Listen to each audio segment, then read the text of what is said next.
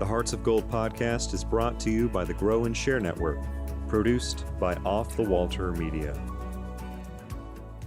Welcome to Hearts of Gold. Today we have Marley with us. Hi, Marley. Hi. My project was curating and developing a children's art gallery partnered with the Southwest Art Gallery and Science Center. And basically this is for kids grades kindergarten from 12th. And I started this project in April 2024. So I was 16 at the time. And then it took me about 4 months to complete. What prompted your project? What gave me the inspiration for this was for two reasons. One, I am a self-taught artist. And so art is my hobby. It's my passion. And so I had to do something that had to do with art, like art related. And the second reason was because I would be filling a need in my community. So where I live is in North Dakota, and I'm in the Southwest region, and there's just not much going on. It's not like a big city. And so there just wasn't many opportunities for kids my age and younger to be able to participate in art related things. And so and then I guess a third reason going into it too is because the organization, the Southwest Art Gallery and Science Center, they also have that same mission, that same goal as me. And they recently got this a physical gallery. And so it's under renovations, and I was able to partner with them to create a space for the children's art gallery. And so it was perfect. And in the beginning, I was a volunteer there before they even actually got the building. And so I was able to, I was already in there, already knew what was going on, what needed to be done. How did you go about curating the first exhibit for this new space? Well, I had help from different people. I had my mom, I had my dad. My mom and my dad, they both helped me in different ways, but also the same. My dad did the renovations, he helped remodel the space and actually create the space for that, for the children's gallery. And my mom, she helped encourage me a lot through it. And then I had other people like the board members. The board members were also a big help because they were the ones who had the voice. They were the ones who also encouraged me, brought up the idea. And then another one would be the fundraising. And I got that from the County Fair Board Association. What was your biggest challenge during your project, and how did you overcome it?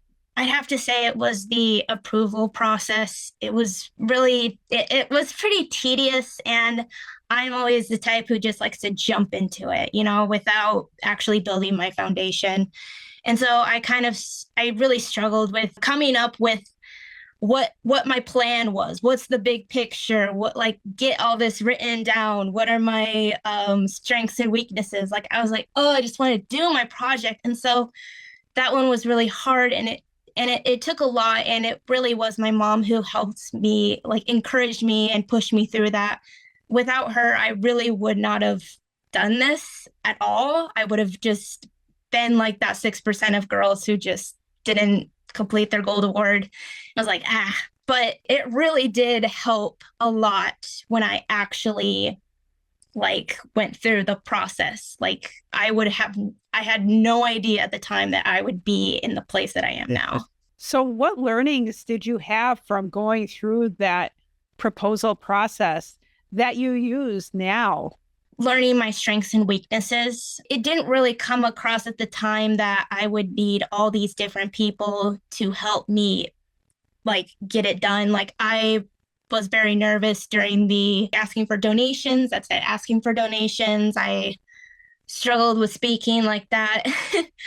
But I'd definitely say that it wasn't anything too crazy. It just was simply doing all the writing, doing all the thinking, doing all the planning. And a lot of time I was just I just want to get into this. What's a favorite memory from your project? It shocked me the amount of people who participated. I had 61 entries and I had 28 participants in total, and that was insane.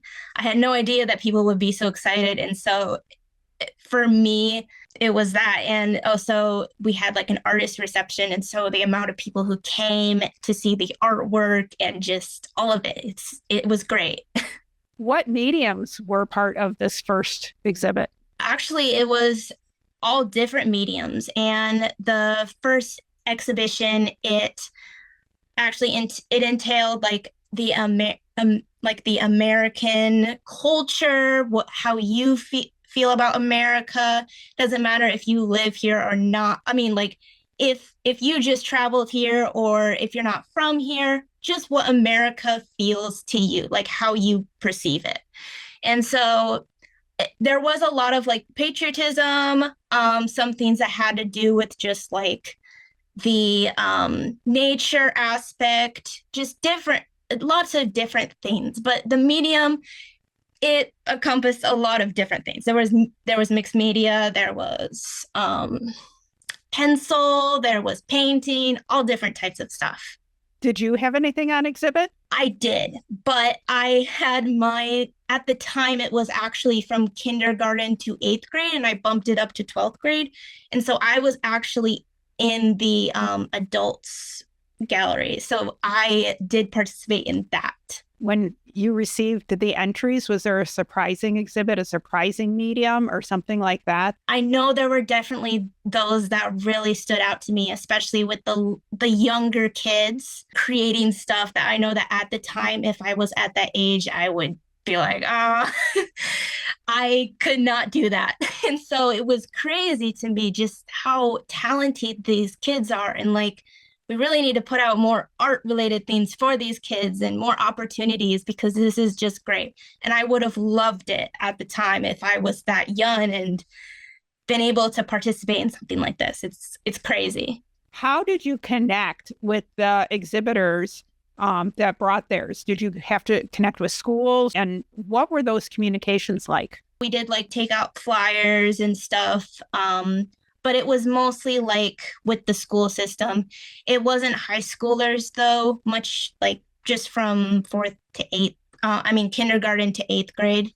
Looking back on your gold award, what do you wish you would have done differently? I probably would have prioritized more of my time and got it done a lot faster, though that was also difficult. There were different things that got in our way. I mean, of course, like people who were helping alongside, they couldn't obviously do the same time as we, like dedicate the same time, but more on myself, especially when it came to the approval process. Just if I would have known where I'd be now, I would have worked much harder on it, or I would have gotten it done without procrastination.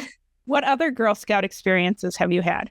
Well, I got my silver award. So we have like a Lake Ilo, which is just like, it's pretty cool. So it's like a animal, what's it called? It's not really a refuge, but it's in a sense you can't hunt on that land. So animals are able to go there. There's a lake. It's really pretty, but there's just not a lot of things for humans to do. And so we created a park. My troop created a park at Lake Ilo, but one thing, we couldn't use plastic. We couldn't use the artificial park materials. And so we actually created everything out of wood, out of branches. We created eagle nests of literal branches. It was pretty cool. I haven't been there for a while, so I don't know how it's holding up, but I've seen pictures and it looked like everybody's on like playing it and stuff. It's so cool. You mentioned that you live in North Dakota, and your council, Dakota Horizons, is one of the councils that cover a very large landmass, however, not necessarily a lot of membership. What is it like to be in a council where everything is so far away? I moved here from Michigan, Grand Rapids specifically, but that was when I was 7, so I don't remember a whole lot. But, being here, it's very different. You have to drive so far. You call people your neighbors who live like miles away. It's very weird, but that's the thing is like you can drive so far and finally come to a town, but it's hardly anything. There's only like a few places that are very much more bustling and with a lot more people and a lot more things to do. And so it makes it hard to like have many opportunities for like even outside of art, just it's really hard to find good events and stuff for families and kids and all of that. Um, but at least that's my experience there. You mentioned that you were a volunteer at the museum, and I believe that you now are actually working at the museum. Can you tell us about that transition and how that came about? Originally, I think it might have been my first ever participation in a exhibition. It might have been, oh no, it wasn't, but it was like a bigger event because I did like a smaller one on the side, but this was a much bigger thing. And this was at the time when the Southwest Art Gallery and Science Center were like partnered with the Badlands Art Association. And so they had hosted like a annual exhibition type of thing. And so I participated in it. And when I was there, I met a lady who her name is Janelle Stonekeene. And well, I actually saw her artwork there and it was so cool and so inspiring. And I was like, oh my gosh, I really, really want to meet this person. And when I did, oh, it was crazy. I was so overwhelmed with emotion. And she is actually the board member for the Southwest Art Gallery and Science Center. But at the same time, when I was there, she wasn't the first person I met. I actually met this other, like, older woman named Cherie Rochelle, and she's a retired art teacher. She's really good with art. She's very famous. She's pretty famous here too. And I like took private lessons, and I didn't really realize that much that she was like associated with the organization. And so once the Southwest Art Gallery and Science Center finally branched off from the Badlands Art Association to become its own independent thing, then I started to go along and volunteer because I don't know, they were very cool people. And so I was just so inspired. I was just like, oh my gosh. And this was also for me at the time because I was young. I wasn't really thinking about community stuff. I was thinking more art related things. I was like, oh, I can be a part of something art. And so that was one of the reasons why I joined in and I helped out. Then like in October was when I finally became a paid employee. And that was after I completed my gold award. And that was what was like, oh my gosh, because it actually gave me an actual like position. I am now the student director of the Children's Art Gallery. And most recently, I became the social media coordinator. And so I also run their social media and all that type of stuff. And I'm also like taking on different things too, just random oddball stuff, but it really helps out. What have you learned as you've been in the social media role and are on the flip side from where most people are, where they're consuming and you're putting the information out there? What have you learned about that? That's interesting.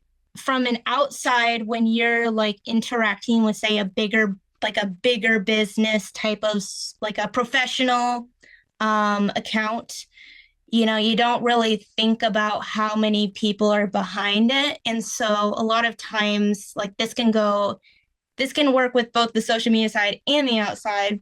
People want things done quickly. They want you to show this and that, but it is actually really difficult. And for the longest time, we had a lot of cooks in our kitchen. We had a lot of people who were on our social media. And so you didn't know who was going to respond to you. They could know all about it or they could not know anything. And so I feel like it was harder for people to interact with us. And we didn't really have a good branding at the time because this was a new thing and our non-for-profit. So we didn't really have a brand at the time. We just kind of just threw whatever. And so you didn't know what you were going to get. There was no consistency. It was really weird. And I recently looked at our analytics, and ever since I started, we are following our engagement spiked. I'm like, yes. I checked out your Instagram before. When I saw that in your notes, I checked it out, and it looks really beautiful. So nice job. Nice job. What's in your future? I let things just come to me. I just let things come to me. I know there's going to be a lot more opportunities, especially now that it's summertime and we're going to have more events coming. Just wherever I'm needed, basically. I don't know. And that's the thing. Sometimes it's like you don't know, and that's okay, because great things are coming your way. What else would you like to share with the audience? Kind of going back to my struggles, I am a procrastinator. And like at the beginning, it was just really hard for me. I really wouldn't have gone through with it at all. Like it was really hard to get through it. I had other ideas before and nothing was working. And so I did start off on a rough path before I finally figured out that this is actually what I want to do. And so I was like, I don't know, am I going to keep going? Am I going to give up? But the greatest thing was pushing through and having that support of my family and the people on the board and, just pushing me through. And I would have never realized that I'd go from, because my first job was working as someone at the gas station. Who knew I'd go from that to boom up here as working at an art center. Like, that's crazy. And so I'm so glad that I went through with it. How do you make your s'mores? Definitely burn them. I light them on fire. I like to have like that, like not all the way through. I like to have like the outer crust like blackened, and then on the inside it's like ooey gooey. Well, thank you so much for joining us, Marley. Yes, thank you. Make sure to click follow or subscribe so you always know when new episodes are released. Power your passion. Conquer your challenges. Thank you for listening. If you'd like to be on the show to share your story of how you earned your gold award, reach out and send an email to growandshare@outlook.com.